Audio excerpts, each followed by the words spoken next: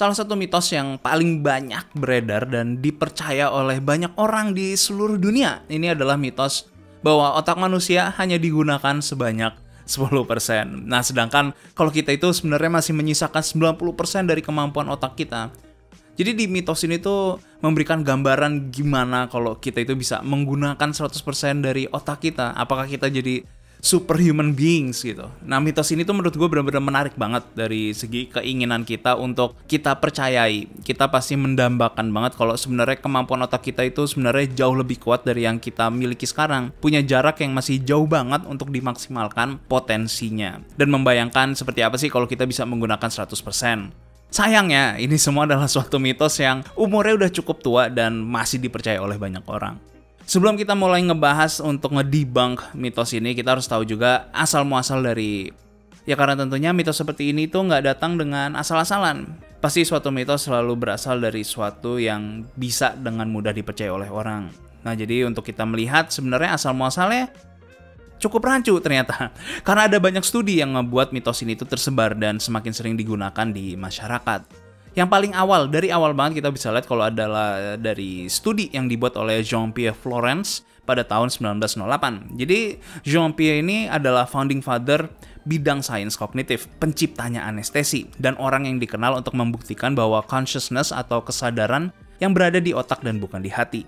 Jadi dia menyatakan kalau otak kita itu memiliki wilayah atau hemispheres yang dinamakan silent cortex. Wilayah yang ia nyatakan nggak memiliki fungsi tertentu. Tapi kalian harus ingat, ini di tahun 1900-an. Terus ada lagi di tahun 1890-an, ada psikolog asal Harvard dengan nama William James dan Boris Sidis.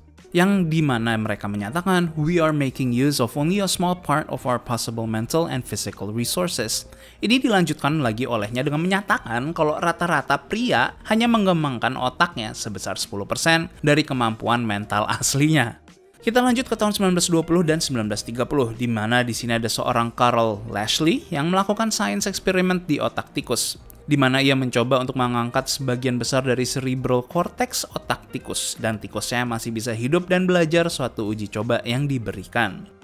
Dari contoh nyata juga kita bisa lihat kalau misalnya di manusia, cukup banyak kasus hidup di mana orang yang memiliki atau kehilangan sebagian dari otaknya ini masih bisa hidup dan masih bisa berkomunikasi dan tetap memiliki kemampuan kognitif walau tetap memiliki beberapa perbedaan terutama dalam bidang behavior atau perilakunya. Bahkan kalau kita dalami terus tentang hal ini, orang yang kehilangan sebagian besar dari otaknya atau bahkan bisa merubah seseorang hanya karena adanya benturan. Jadi otak itu benar-benar kompleks. Kita bisa lihat kalau orang-orang yang mengalami misalnya CTE atau singkatan dari Chronic Traumatic Encephalopathy punya dampak yang sangat besar, terutama di para atlet misalnya NFL, tinju, MMA, bahkan yang akhir-akhir ini pada disebutkan adalah bola. Kesamaan dari para sport ini adalah seringnya terjadi benturan kepada kepalanya. Jadi banyak dari sini mereka punya early signs dan sayangnya CTE hanya bisa dibuktikan atau terlihat pada saat mereka meninggal atau kita bisa melihatnya pada saat post-mortem dan dilihat langsung otaknya secara fisik. Perubahan behavior ini bisa menjadikan orang tersebut depresi sampai violent dan ini berjangka panjang banget. Ini salah satu kenapa mulai ada pembicaraan bahwa misalnya contohnya adalah akademi bola mau menghilangkan headers atau sundulan dari para pemain muda untuk mengurangi kemungkinan terciptanya CTE di usia muda. Jadi otak kita itu benar-benar suatu organ yang sangat-sangat kompleks banget. Dan makanya para neurosurgeon ini perlu untuk memapping otak kita sebelum melakukan operasi untuk menemukan misalnya ada suatu kebocoran, adanya hematoma, aneurysm, sampai misalnya tumor otak.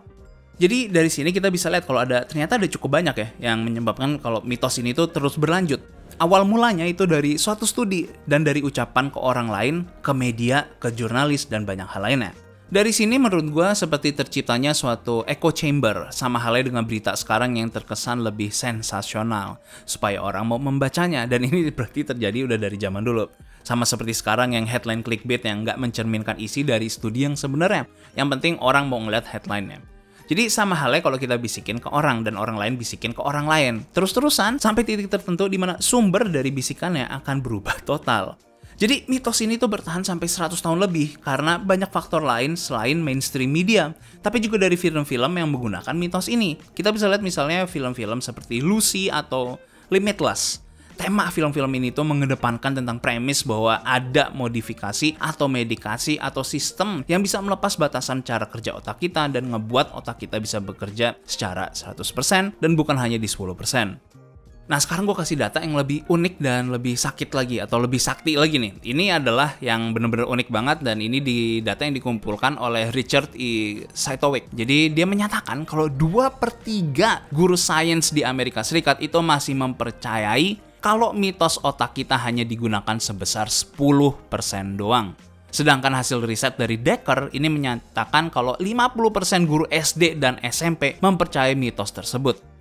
Kalian bisa bayangkan kalau guru bisa memberikan suatu mitos kepada murid-muridnya sebagai suatu bentuk pendidikan yang faktual. Jadi dampaknya ini cukup besar di dunia. Sama halnya di zaman dulu, di mana gula dianggap lebih baik daripada lemak. Jadi banyak makanan maupun sarapan yang berbentuk dalam kultur di barat yang lebih mengedepankan gula daripada lemak. Semua makanan selalu menjual dengan low fatnya, tapi jumlah gulanya masih tetap tinggi. Seperti kebiasaan makan sereal yang penuh banget dengan gula. Atau studi yang didukung oleh perusahaan besar demi meningkatkan penjualannya, seperti iklan rokok zaman dulu yang menyatakan kalau merokok itu baik bagi manusia. Gue rasa kritis terhadap studi maupun research para saintis udah pernah gue bahas sebelumnya, atau setidaknya pernah gue bahas sedikit. Kalau kalian pengen konten ini gue bahas secara terpisah, gue akan siapin. Jadi kita bisa lihat di sini kalau mitos ini tuh punya sejarah yang benar-benar panjang banget dan makanya bisa bertahan cukup lama, bahkan sampai guru pun bisa percaya dengan mitos ini. Tapi gimana sih sebenarnya kenyataan dari mitos ini? Pertama, kita harus lihat dulu dari pernyataan 10%-nya. Sebenarnya data atau angka 10% ini tuh datangnya itu dari mana? Apakah 10% ini berasal dari massa otak kita? Apakah berasal dari bagian otak kita? Atau kalau misalnya kita kehilangan 90% dari massa atau bagian dari otak kita, apakah kita masih berfungsi seperti manusia pada normalnya? Karena di zaman ini kan kita masih belum ada PET, belum ada PET scan. Jadi perlu dipahami kalau otak kita pada umumnya dan rata-rata ini memiliki berat sekitar 1,5 kilo. Kalau kita hilangkan sekitar 90%, berarti kan cuma tersisa 150 gram doang. Jadi kalau kita masih punya segitu, artinya kemampuan atau kognitif kita itu masih normal dong. Kalau kita lihat 150 gram, kita bandingkan dengan hewan lain. Kurang lebih sama dengan otak monyet, babi, domba, kambing, dan keluarganya. Tapi balik lagi, berat maupun massa otak ini kan bukan merupakan cermin dari kemampuan suatu binatang. Otak manusia pada umumnya adalah hanya 3% dari berat badannya. Kecuali orang obesitas ya tentunya akan beda, akan lebih kecil persentasenya. Tapi pada umumnya menggunakan BMI, badan yang sehat, ya 3%. Tapi otak kita itu memakan 20% dari energi yang dibutuhkan oleh tubuh. Ini sebenarnya gila banget kan? Sesuatu yang hanya 3% dari total berat badan kita itu memakan 20% energi dari tubuh kita. Nah sekarang kita analogikan lagi, ini betapa gilanya. Sekarang kita ambil misalnya suatu teknologi yang paling banyak digunakan oleh suatu CPU. Kita ambil contoh yang paling kencang di mainstream PC saat ini adalah AMD R7 5800X. Kita ambil untuk keperluan simulasi, gaming, rendering, apapun itu yang kalian gunakan untuk bekerja, maupun untuk keperluan entertainment kalian, dengan mudah akan disikat oleh ini prosesor. Yang perlu kalian ingat, ini prosesor memakan 105 watt kalau mereka kerja 100%. Sekarang kita lihat cara kerja tubuh kita.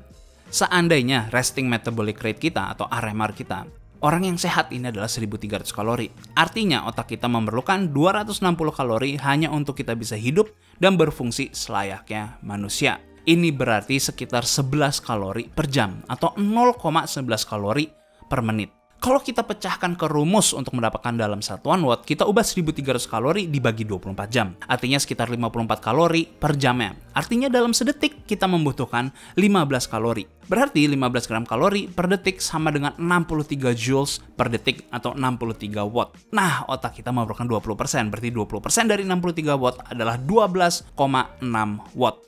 Jadi setinggi ini efisiensi yang dimiliki oleh suatu otak. 12,6 watt untuk menjalankan kehidupan yang ngebangun civilization di dunia. Dibandingkan dengan suatu batu yang kita bisa bikin untuk menjadi suatu CPU yang sangat-sangat kencang, bahkan bisa dibilang paling kencang untuk saat ini di mainstream dalam bentuk 5800X, membutuhkan 105 watt. Ini batu boro-boro mau dibikin punya consciousness. Untuk kita rendering atau bikin fully autonomous AI, ini aja masih jauh banget. Apalagi untuk punya consciousness. Contoh lain yang bisa kita ambil adalah otak kita itu benar-benar malleable banget dan sangat-sangat baik dalam beradaptasi pada saat ada bagian dari otak kita yang missing atau hilang. Tapi ini bukan dilakukan secara sukarela. Ini sering terjadi pada para veteran perang atau orang yang mengalami kecelakaan di mana mereka harus kehilangan bagian tertentu dari otak mereka. Tapi bukan berarti kita bisa semena-mena menghilangkan otaknya kita. Walau sebaik dan sebagus apapun resiliensi otak kita, tentunya ada batasan tertentu yang mereka akan kehilangan. Mulai dari ingatan, motoric functions, kemampuan kognitif mereka, dan banyak hal lainnya. Kalau kita melihat contoh orang yang mengalami CTE, seluruh perilakunya itu bisa berubah. Tapi kita bisa lihat kalau masa otaknya nggak ada masalah sama sekali. Bisa tiba-tiba marah, bisa jadi abusive, bisa jadi violent, bisa jadi orang yang berubah total, bahkan beberapa sering mengalami memory loss. Seperti gue ambil contoh GSP atau George St. Pierre yang merupakan paling high profile di MMA. Dalam podcast JRE, dia mengalami atau menceritakan bahwa kadang dia mengalami memory loss, hal yang merupakan menjadi tanda-tanda CTE atau head trauma. Terus berdasarkan kemajuan teknologi, kita udah bisa mulai mapping otak kita. Dan para neuroscientist juga sudah memiliki kemampuan dalam brain imaging untuk melihat tracking fungsi-fungsi otak manusia. Yang paling sering digunakan adalah melalui PET atau Positron Emission Tomography dan fMRI, yaitu Functional Magnetic Resonance Imaging. Jadi teknik-teknik ini tuh udah lama digunakan, bisa dibilang sudah sekitar 20 tahunan ya. Dan dari sini para neuroscientist itu sudah bisa mulai memahami lebih dalam tentang fungsi otak manusia. Kalau kita melihat menggunakan PET, di gambar yang kalian lihat sekarang, kalau ada outline biru, ini adalah otak atau tengkorak manusia yang dilihat dari atas. Nah, neuroimaging yang berwarna kuning, biru, hijau, maupun titik merah, di tengahnya adalah aktivitas otak kita. Dan sebelah kanannya kalian bisa lihat semakin panas, bukan panas ya, maksud gue warnanya semakin panas, semakin banyak aktivitasnya. Ini adalah fungsi yang dijalankan oleh kita manusia dan otak kita pada saat kita duduk tenang. Bukan mikir, bukan belajar, bukan main catur, bukan main game, bukan beraktivitas secara kompetitif, tapi duduk maupun tiduran. Kalau ini kita kurangi menjadi 10% aktivitasnya, halnya ya seperti di gambar ini. Kita hilangkan 90% dari aktivitas otak kita. Kosong melompong kan jadinya. Jadi kalau ini kita gambarkan, ini kesannya kita dalam vegetative state. Atau kita, elu, atau siapapun dalam kondisi seperti ini udah nggak layak disebut memiliki dirinya lagi. Atau hilang sudah orang yang kita kenal atau diri kita sendiri. Nah simpelnya adalah karena orang yang memiliki Alzheimer's atau Parkinson's, yaitu kedua penyakit degenerative neural disorder, ini masih menggunakan lebih dari 10% dari otaknya. Jadi walaupun kita tidur pun otak kita masih menggunakan lebih dari 10% otak kita. Nah kalau kalian juga mau mengetahui betapa pentingnya tidur, kalian bisa lihat ada di deskripsi maupun di link atas.